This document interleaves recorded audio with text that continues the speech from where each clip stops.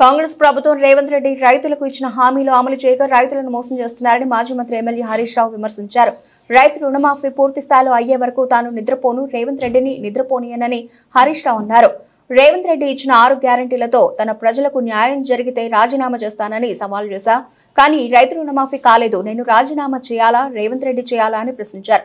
దసరాలోపు పూర్తి స్థాయిలో రుణమాఫీ కాకుంటే సెక్రటేరియట్ ముట్టడిస్తామని హరీష్ రావు హెచ్చరించారు. సిద్దిపేట జిల్లా నంగునూరు మండల కేంద్రంలో రైతులకు ఇచ్చిన హామీలను అమలు చేయాలని డిమాండ్ చేస్తూ రైతు ధర్నాలో మాజీ మంత్రి ఎమ్మెల్యే హరీష్ రావు పాల్గొన్నారు. కాంగ్రెస్ వచ్చాక భూముల విలువ తగ్గి రైతుల విలువ తగ్గిందన్నారు. కాళేశ్వరం కూలిపోతే యాసంగి పంటకు సిద్దిపేట జిల్లాలో నీరు ఎలా వచ్చింది అని రేవంత్ రెడ్డిని ప్రశ్నించారు. రేవంత్ రెడ్డిది కట్టే ముఖం కాదు, కూలగొట్టే ముఖం అని ఎద్దేవా చేశారు. ఎన్నికల్లో సన్నవడ్లకు బోనస్ ఇస్తానంటే ఓట్లు వేసేవారు కారని తెలిపారు. కాళేశ్వరం నీళ్లు మన యాసంగి పంటకు వచ్చినాయా లేదా నంగునూరుకు? మరి కాళేశ్వరం కూలిపోతే యాసంగి పంటకు నీళ్ళు ఎట్లొచ్చినాయి? అంటే ఈయనకు కూలగొట్టుడు తప్ప కట్టుడు తెలియదు రేవంత్ రెడ్డికి. అన్ని ఉత్తమ ఆటలు.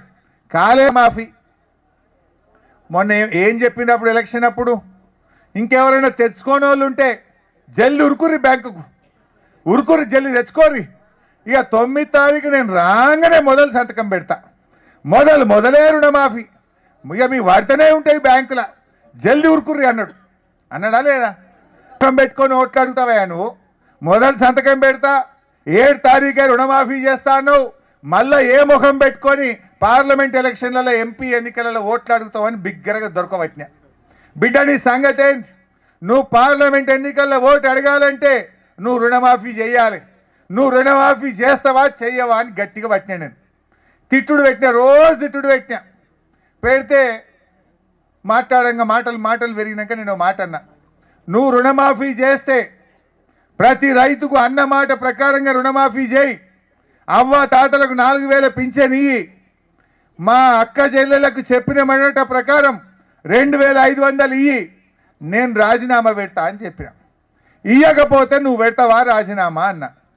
నేనేమన్నా, నా ఒక్కనికి ఎమ్మెల్యే పదవి కంటే మా అక్క చెల్లెలకు నెలకు 2500 వస్తే నాకు సంతోషం.